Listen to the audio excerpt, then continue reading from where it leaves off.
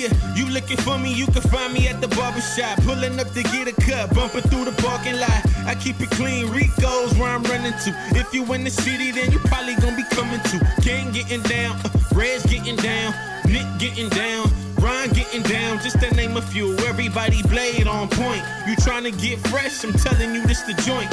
Hands down, top shop up in this vicinity. Promises age 9, LaRon been getting me. Temper on the side, I'm trying to grow out the waves. What's up, guys? Welcome to the K.O.S. Barber Club podcast, where we discuss the collection of wisdom on the science of everything in life.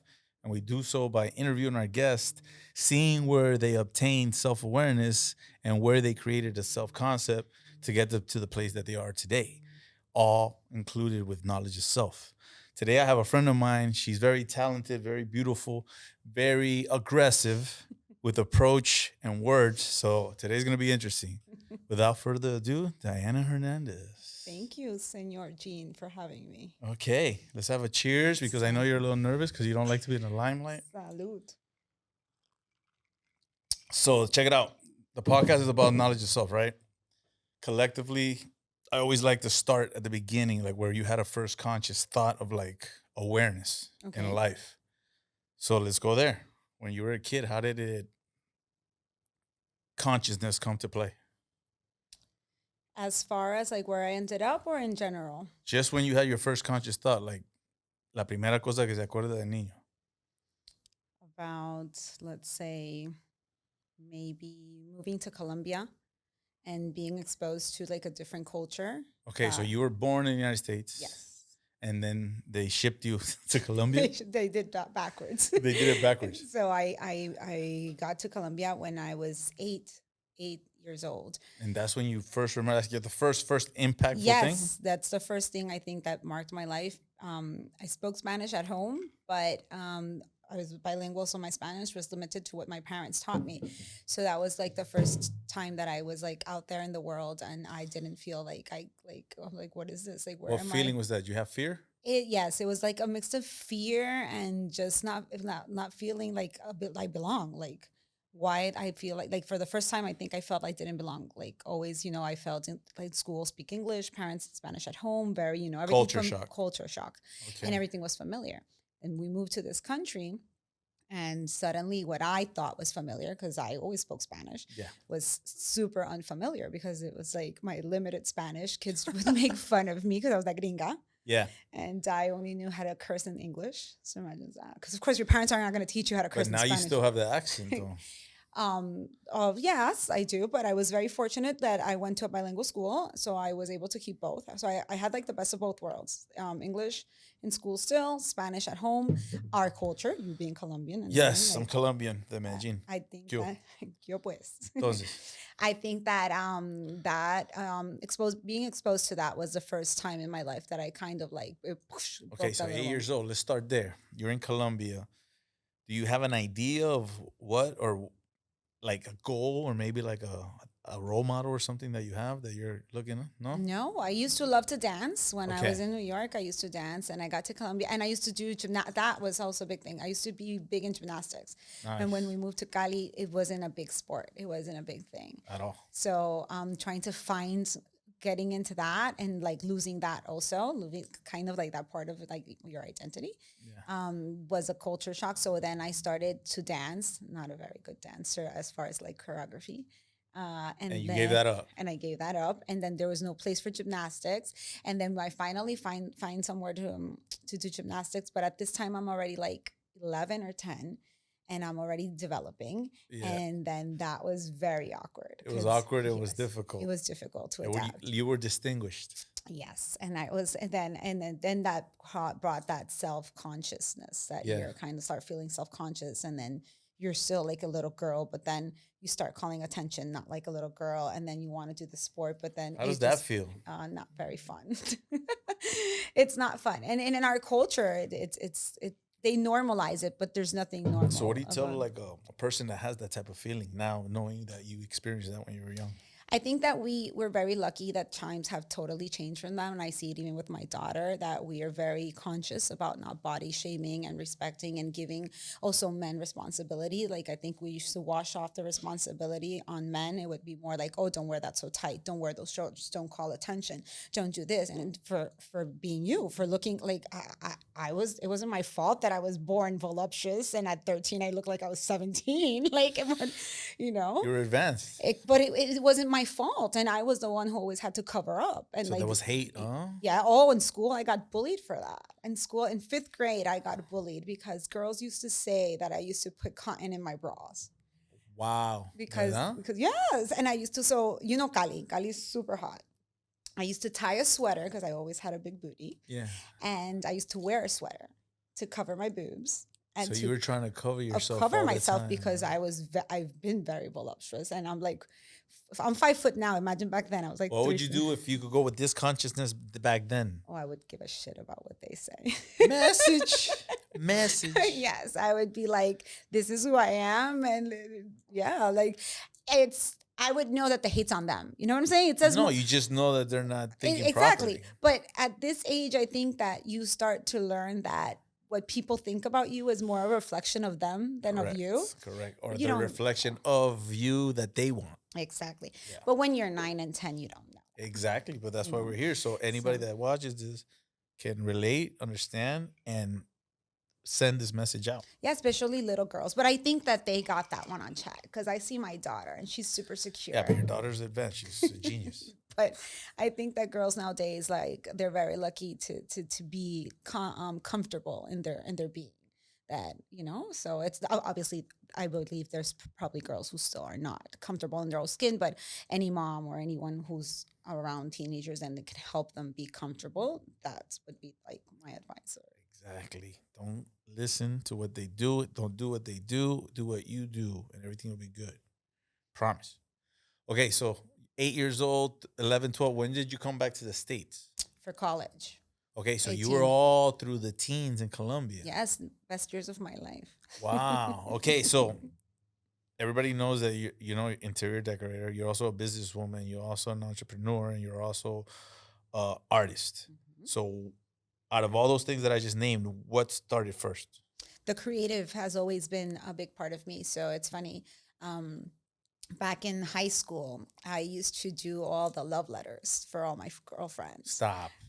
But they were like not any love letters. Like they were like the love letters. Did you used to add Like, different you remember the Looney Tunes back in the day? Looney Tunes? Yes. So I used to be able to draw all of them by hand. Sylvester, Marvin, all of them. Like I got it down to a T. So that was a thing in Colombia? Yeah, to it do was a Looney thing. Tunes Yes, love letters? of course. Do you still have those things? I did. I found a box the other day, and You're a hoarder. Man. it was like, oh my god! And I think that's where it started. Did you? What And- feeling did you when you found that box? What feeling did you have when you found that box? Nostalgia. And when you Definitely. opened the letter, It- you remember? Yes, because That's it was I think that was a very big part in my life that defined me to believe that I was good at what I did and that I was different. Okay, so you found that, and as of late, you've been not like looking for the way, but kind of guiding yourself towards a brighter light. When you saw that box, did that help the next step that you're Yes. doing now? It reminded me that creating is my thing. That if I was put on this earth for anything was to create and to do things that are outside the box. Awesome. And Do you I've think done that it. was like a mystic thing that happened? Now I believe that there's no that all signals are there and that there's no coincidence. And coming across that was definitely a little like, you need to be like reminded. Message, man. Yeah. Everything is written, or what has been written. What is gonna be is gonna be. All we have is the choice to be righteous or not be righteous.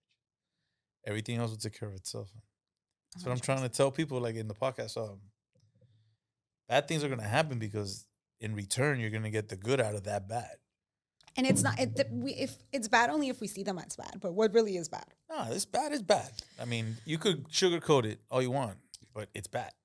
You know, or else those things wouldn't occur or things wouldn't end. So True.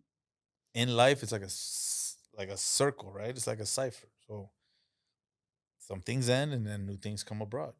And if you don't see that and you fall into that depression, Oh, yes. anger, loneliness, insecurities without listening to your intuitions. But I think we grow into that also Correct. accept change, Yep. to deal with endings, Deal with endings and to gracefully. gracefully, and to aspire to new beginnings. Yes. Because, Exactly. but I think that does come with age and the different times that we go through that. You know, I think the first time they broke your heart, you're like, oh my God, I'm gonna No, die. every time feels a different, Exactly. but But you the still feel second, that. but then the second time, you You're cry a used little to it. less, and then the third you cry. Yes, it still like hurts, but I think we learn to see that life continues. I think people who learn and understand with pain. That's the funny thing about pain, though, because and I love this quote, and it's I think that pain is inevitable, but suffering is a A choice. choice, correct? Yeah. So some people confuse that, and It's I kind of think like trap my body, not my mind. yes, but some people stay in pain, and they Yeah. confuse it with suffering, and they're two different things. But okay, you say they. What kind of people are you Not talking like about? human beings, because I often sometimes like see people that they dwell on something and they want, and I'm like, no, you're suffering, and there's a difference. Correct. You can Like stop the suffering. you can stop the suffering, the Yeah. pain. No, like Cheers to whatever. Salud. You know, you can avoid pain in life, 100%, but it is up to you to stay in that state or to move on and not suffer. You know, like continually over something that just you can't change. All right. So, you're 8 years old to the teenage years, you have self awareness. You discovered that you are creative. Yes. So, okay, let's fast forward.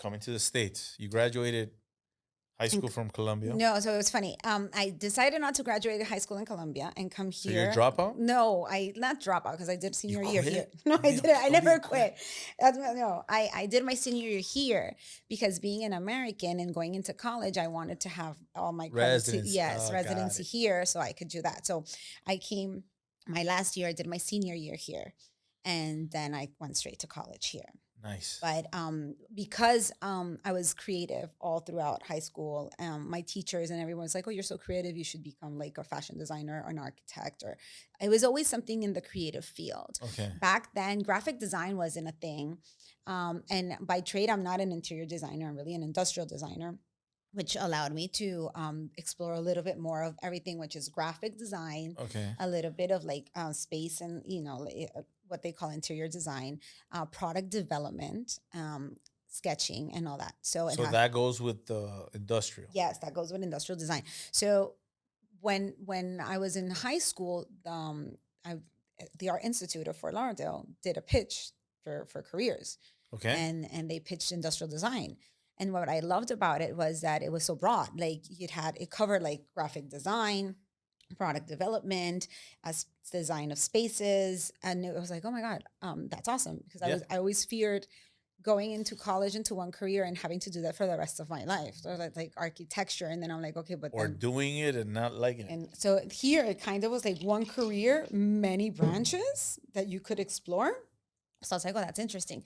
So I applied and I got in, and I started industrial design back in, oh my goodness, 2002. It's okay. You could say it. Back in the day. Oh.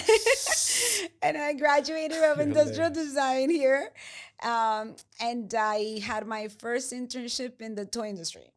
Toy industry. Yeah, I remember you told me that story. That's when you moved to LA. Yes, yes. Yo, so you've gone from the States to Colombia, Colombia back to the States, from the inside the state, damn, to the other side of the coast. Yes, where my soul belongs. So this already, you had the concept by this time. Yes, by then, yes. By then I was like, okay, this is a no-brainer. I'm going to school for something creative. Then they pitched industrial. I'm like, this is perfect. I'm not like very like architect. I could have never been an architect. Okay. I love to like challenge and think And outside create the and create. I mean, it's about the same things, just in a higher scale. Exactly, but to become one of those like really major architects, I saw it very far away. So I was like, It was too much. Yeah, it was too much. Okay. So I was like, okay, seems like a safer bet. And so we went for Let's run 2 miles. I don't want to run 5. No. I like I say, calculated risk. That's good. How did you learn that? I think that knowing you're a bit like knowing like your resources and how, like, it's not that you not being a dreamer, because I do consider myself being a dreamer, but there's a difference also between being naive and not, and wanting to put yourself maybe in places where you're not going to stand So out. you're always choosing the safer bet. Yes, I like, and or where I at least know that I can shine or win, or like, like I may, So you don't think about taking that risk? I now try to take different types of risks that still cost me, because it is hard for me to get out of my comfort zone, especially when you believe and they've worked on, like, you, when you believe you're good at something and you've been blessed enough to have like a team of cheerleaders making you believe it so much Yeah. that turns into confidence. And that confidence turns into just doing it because you know. So you don't like steering away from that feeling? No, it's very get stressed hard. out? It's stress. Yeah, it stresses Because you're a me. perfectionist. Not a perfectionist. I don't know if I'm a perfectionist. It's just that I like winning. Of course, who doesn't? But some people are comfortable. Like, so I love winning. So like I'm like, But what do you think about that saying that sometimes when you lose, you actually win? you learn that later in life. not You learn that years later. years later. Years later.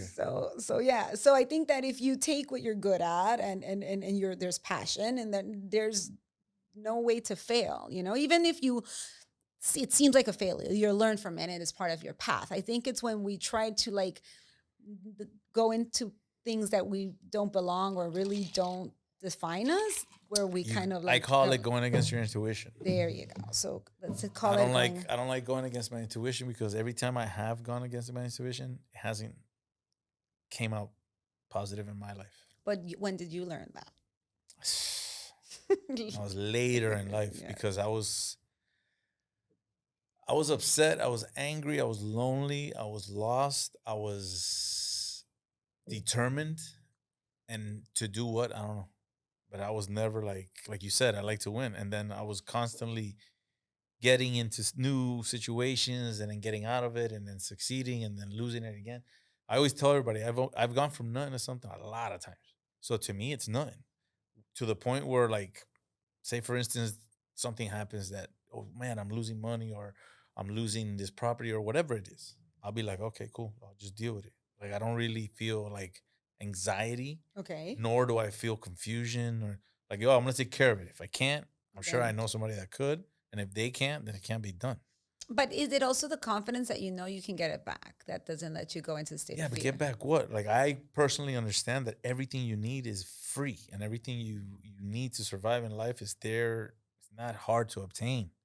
What hard is to keep a persona, or keep an existence that really doesn't comply with who you are. Yes. And that's why this podcast is important, because I want people to understand, like, yo, you have self awareness, you know who you are, you create a self concept, you go with that knowledge yourself, and you could pretty much dive into any situation. I like to think that I could go into any group and kind of like have a good discussion, be friendly, understand, and just keep it moving. Never really committing to one thing. Okay. You know what I mean? So that's pretty much what I'm trying to do with the podcast. So let's go back. You went to Cali to start making toys. No, I started making toys here in Florida. I was very lucky that I graduated. Well, I did an internship, graduated, had a job. How did you go from toys to interior decorating to businesswoman? We'll get there. So Okay, let's go. my company gets acquired by a company in California and gets dissolved. And out of 200 employees, they only take 50. And within those 50 employees, I was chosen. Nice. And I was married back in the day, and my ex-husband was like, yeah, no, thank you. California is not the place to be.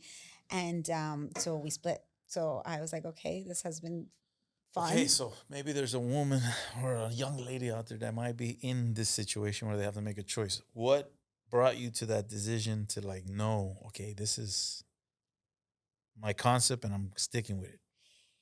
It was very hard, but I do believe, and I still believe, that life gives you partners not to anchor you, but to like either fly with you. And at the moment, I couldn't find none of the reasons that he gave me good enough for me to turn down my dreams.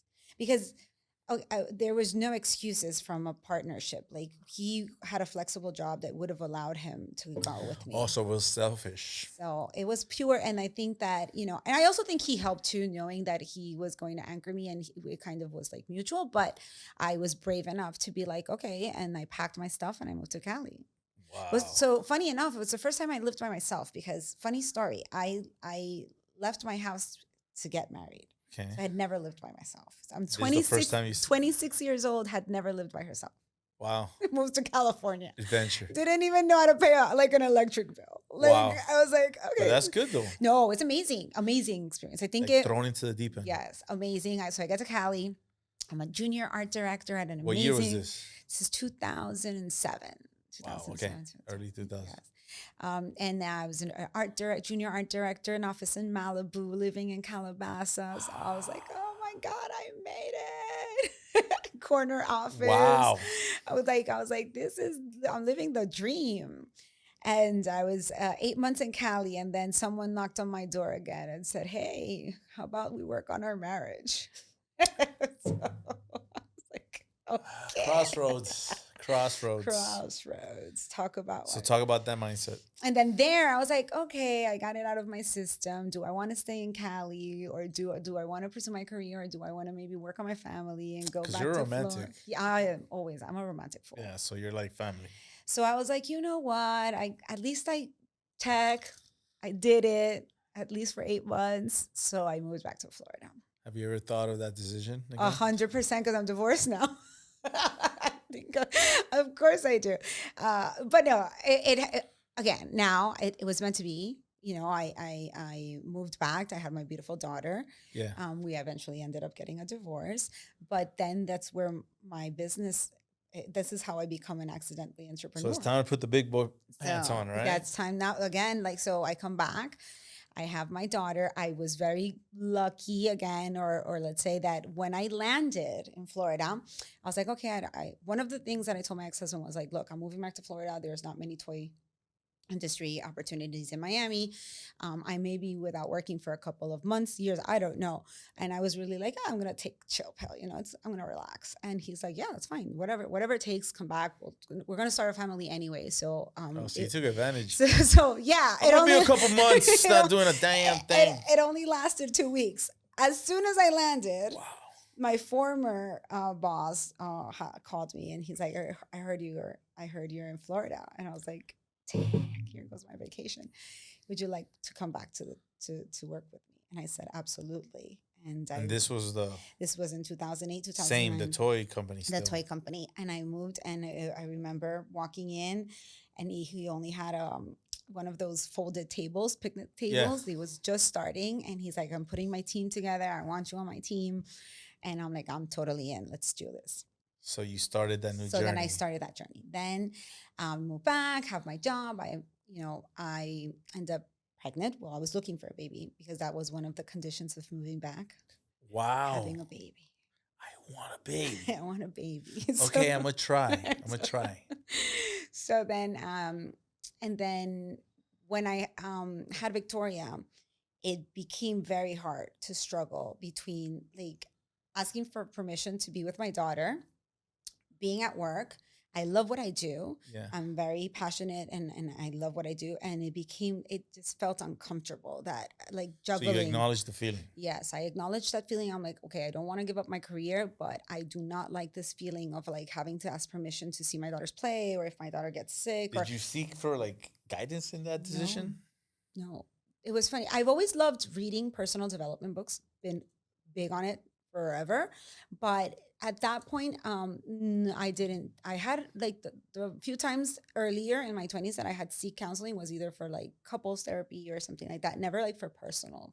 And but the feeling was so strong. It was very easy to identify. It's like, I love what I do, but it's a big battle also when you're facing motherhood in your career, because you lose like yourself, your identity. So did you do any meditation or anything?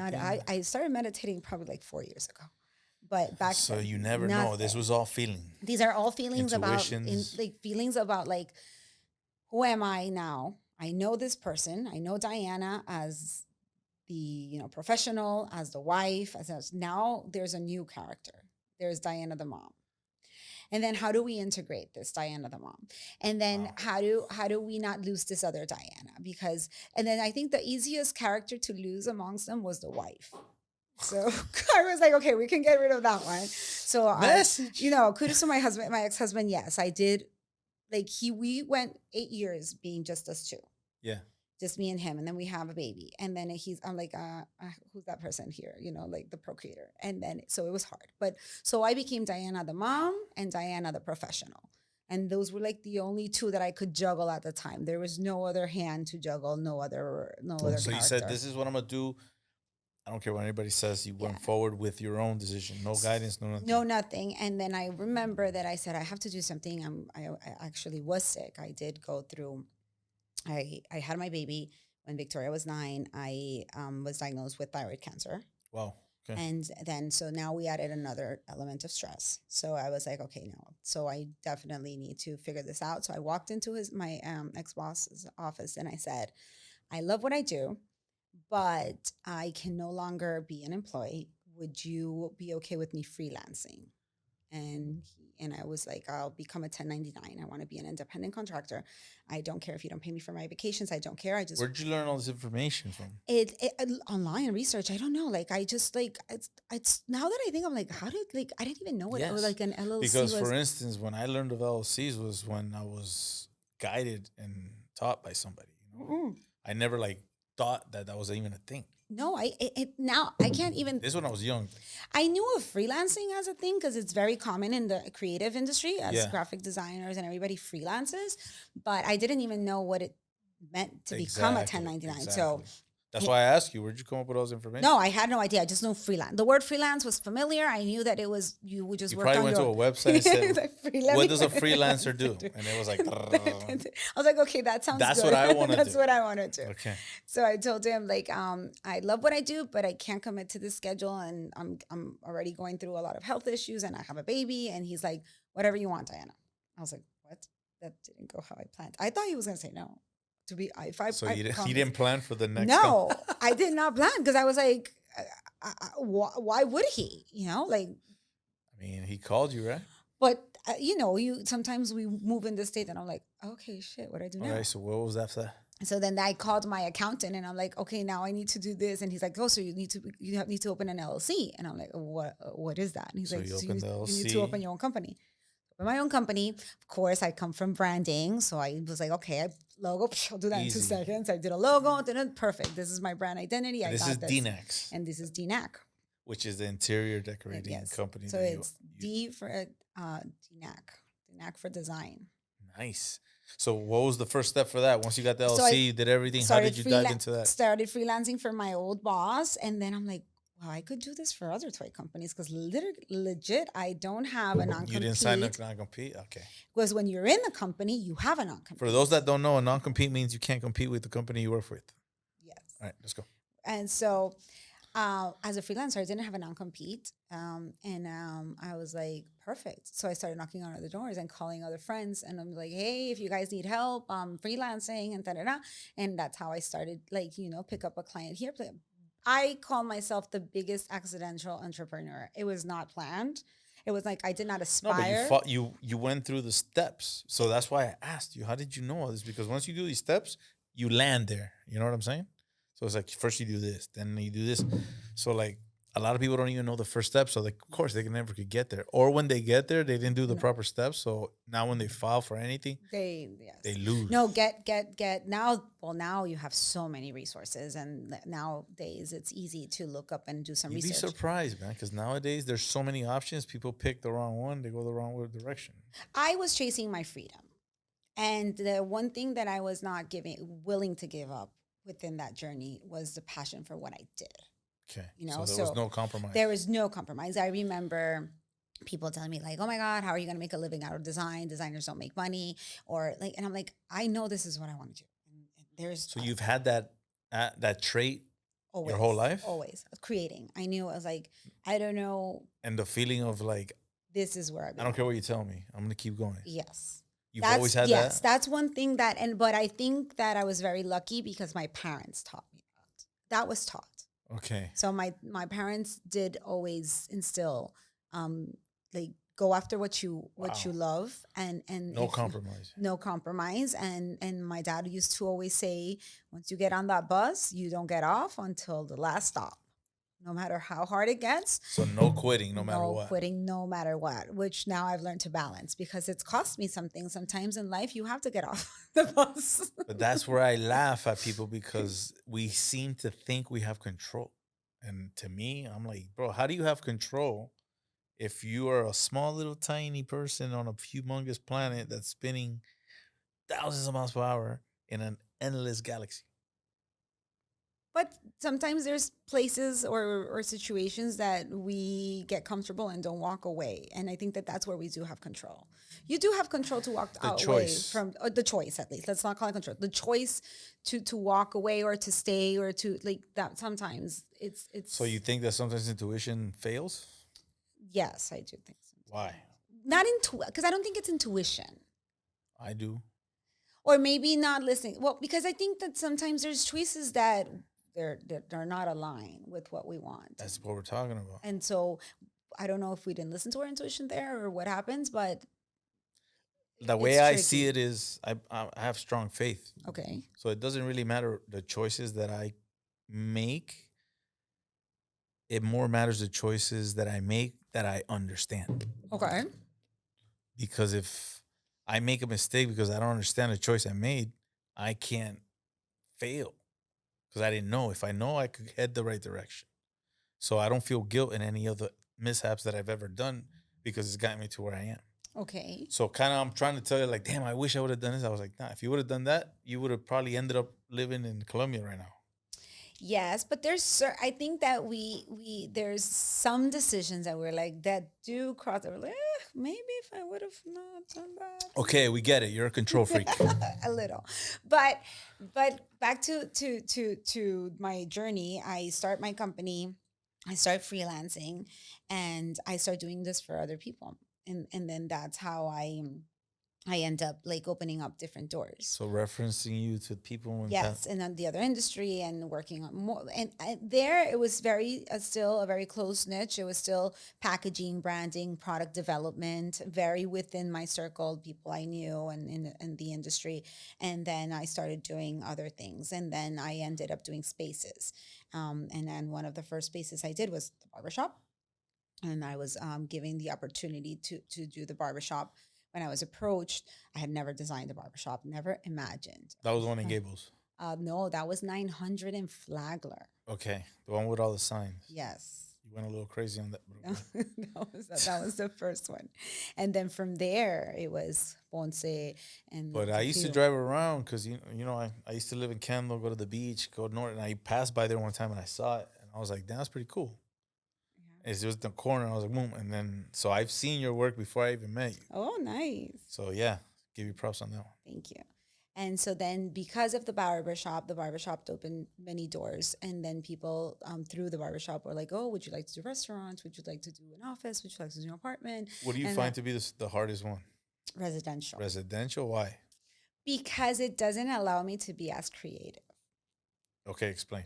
So let's say within residential, I don't want to call it cookie cutter, but it is a kitchen is a kitchen. Like unless you're doing a very, very high end residential, you don't get to be as creative. So you're saying like the It limits, pricing, yes, the budget. The budget limits your creativity, and you're not allowed to be as creative because so it of becomes these like a Lego thing. exactly. So Instead of- so it becomes a challenge. It actually becomes a challenge because you don't have like the resources to be as So creative. you got to figure it out. So you have to figure it out, and especially depending on the client, if they've seen my work, they're looking for that creative approach. But then when you give them the price, they're like, I can't go. Exactly. And then I'm always looking for that wow factor in my projects. Like there's one thing that fills my heart with joy is having someone walk into one of the places I've designed and be like, Wow, what is that? what is that? Or like a different touch. Yeah. So it's funny because one of my dreams was to work for Disney. Okay. Yeah. And I had one of our clients walked into one of the barbershops.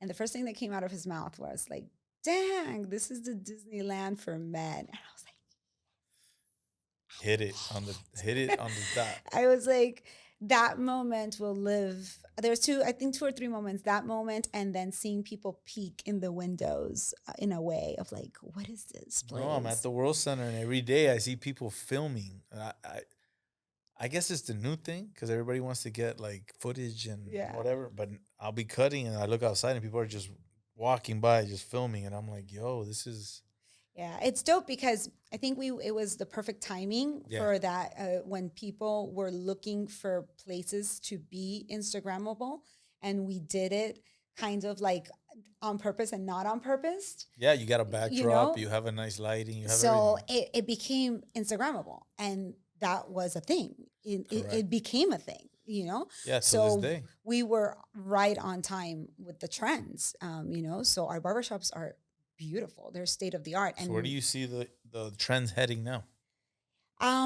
for the barbershop industry or Yeah. for the thing, Now that we're on the subject, I think that for design, we will see stronger identities. So, for instance, like people are going to start being a little bit more about not trends, but what's authentic. And I think that that's what really made the barbershop the spot set itself apart. We weren't following trends. yeah, We you're were setting we were trends, setting trends, trailblazers. you know. And I think that people confuse that, and then so people start picking up like on people copying different styles.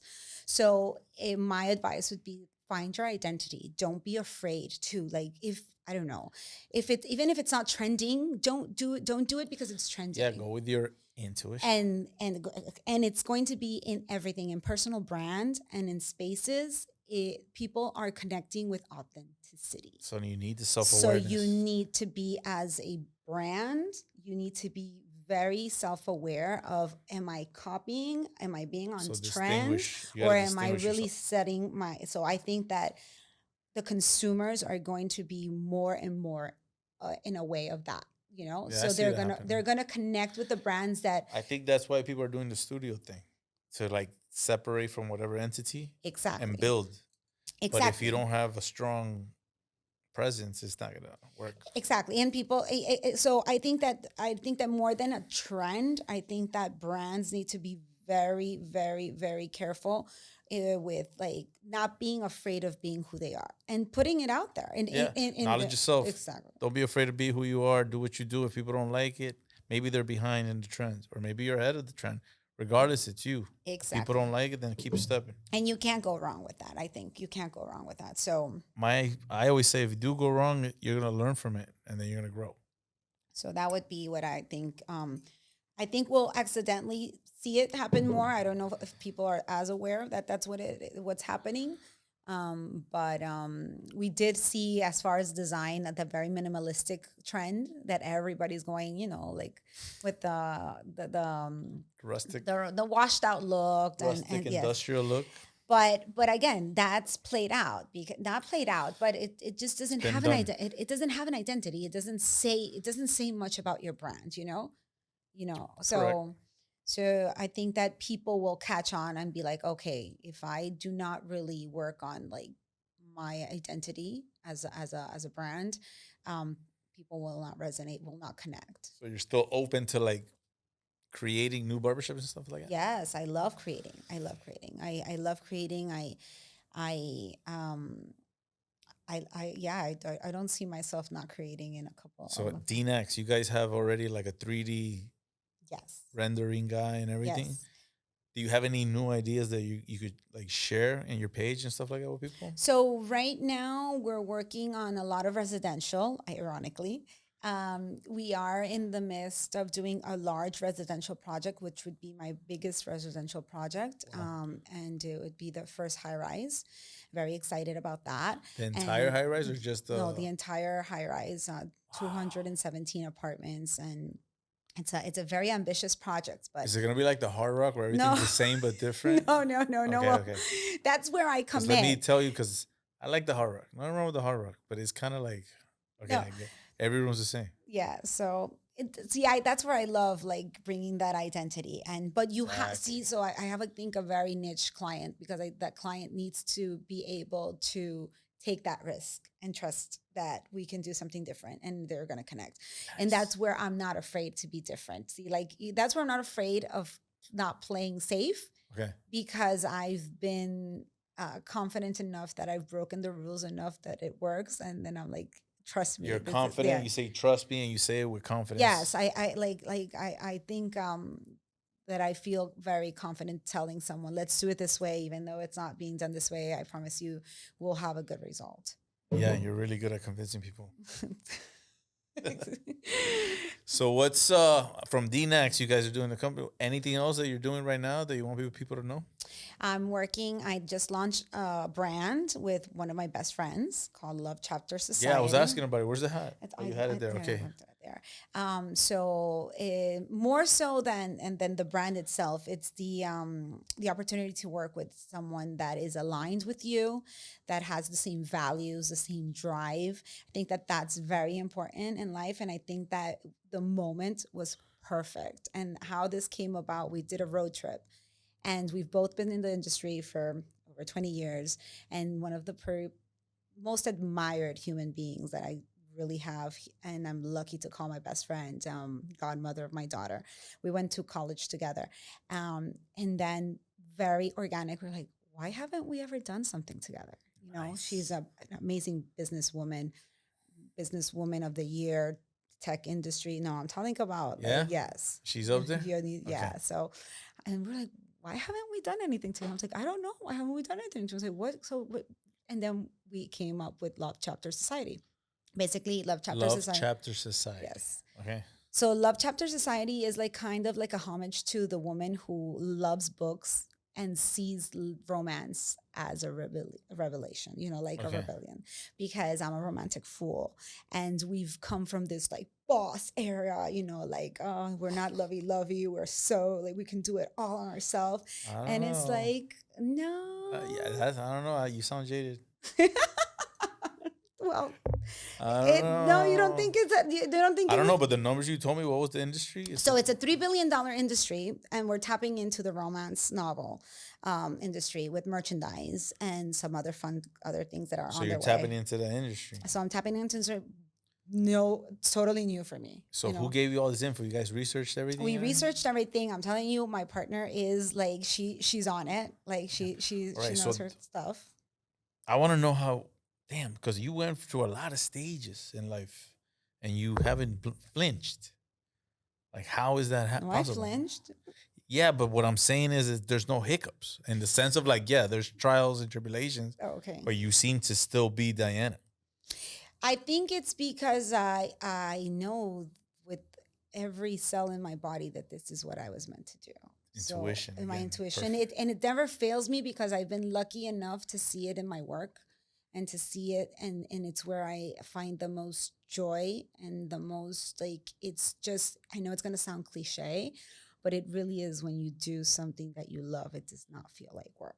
Yes, so like, no, I know. I feel that every day. People are like, you're here from what time to what time? Yes. I'm like, yeah, I'm just, the way I see it is I'm just talking with my friends. So it's like, for instance, I landed another very exciting brand yesterday, and I haven't been able to like today. The person was like, when did you do this? I'm like, I couldn't stop working on this. You were so excited since you gave me this yesterday, because once I connect with a brand, it's just easy. And so every project that you have has a little bit of you in it. Yes, and it's an amazing feeling. I remember back to the toy industry days, walking the first time through that Toys R Us aisle and saying like, I did that, I created that, like, you know. Which one did you create? Maybe. Okay, so we were responsible for bringing back all the nostalgic toys that we played with in the 80s. So one of the biggest ones is Smurfs. Do you remember Smurfs? Yeah. Okay. I was lucky enough that I redesigned. While the movie was coming out? So I was at Sony Pictures in California. I was flown into Belgium to meet the original team. So you didn't meet a guy in Belgium? No. I was working Gene. I think you know Work Diana. Work Diana does Work Diana's a maverick. The Work Diana has no time for that. So so the Smurfs, when they came back, we did the comeback, and I designed the entire packaging and branding book from scratch. And I Nice. had the pleasure of working on that brand. I've had the pleasure of working on Hello Kitty. I've had the pleasure of on all the brands I grew up with. So Hello Kitty, I worked Damn. on Justin Bieber. I didn't grow up on that one, but I worked on the Justin Bieber doll, um, SpongeBob, Care Bears,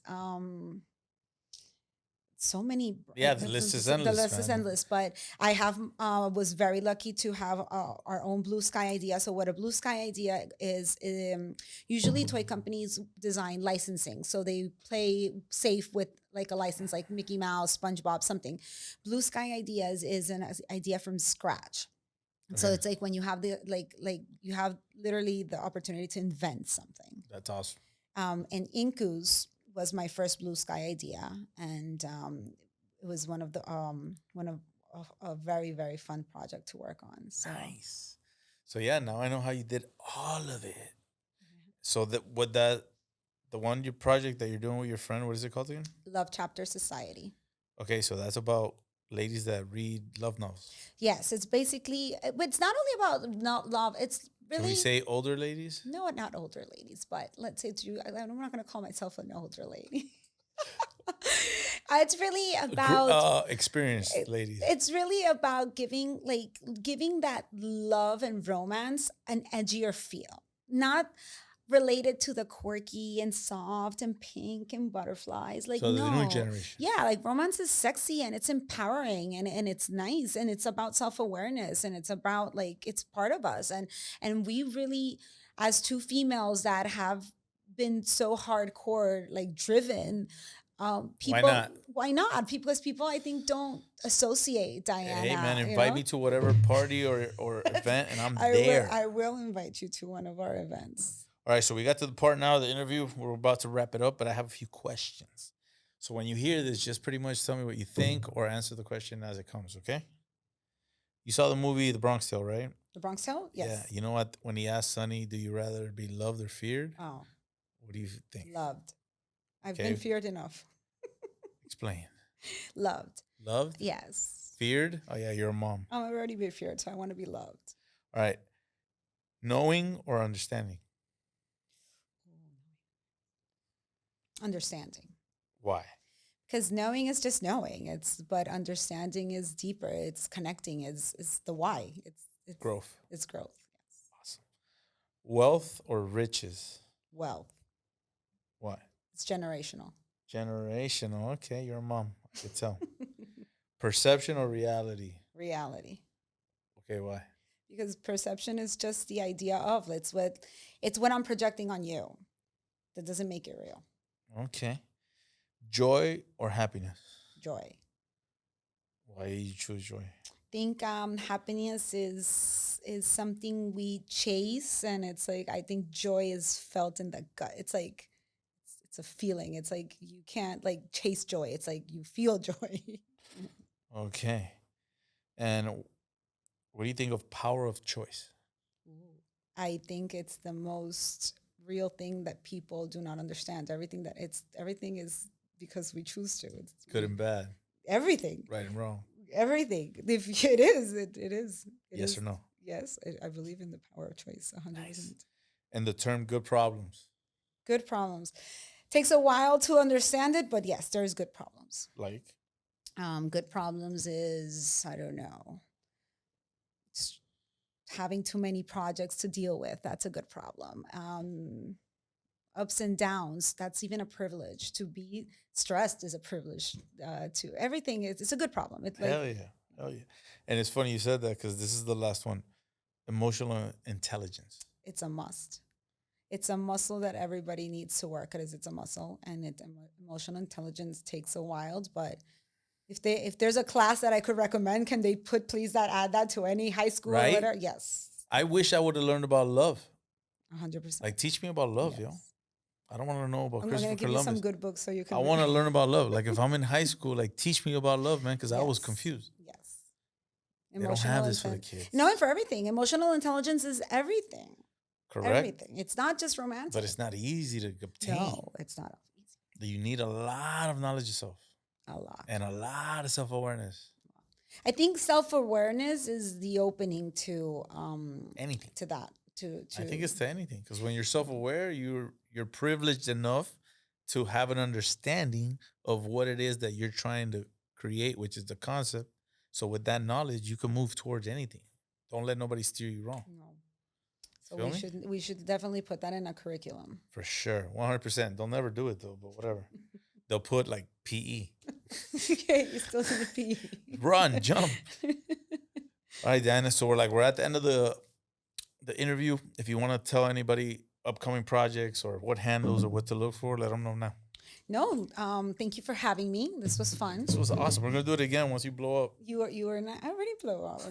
I knew you were gonna say it. Okay, I'm gonna stay humble. No, follow me at DNAC to see all the fun stuff that is coming. I'm working on some fun brands, some fun projects. I'm very excited to be creating some fun stuff. And nothing. Always good to have a nice chat. This was good. Our other conversations get more heated. Yeah, that's because we're not on camera. We're not on camera. All right, guys. Thank you for tuning in. Diana, thank you again. I appreciate it. Forever grateful. Remember to live, love, and laugh. Harness your energy and exercise wisdom. Peace.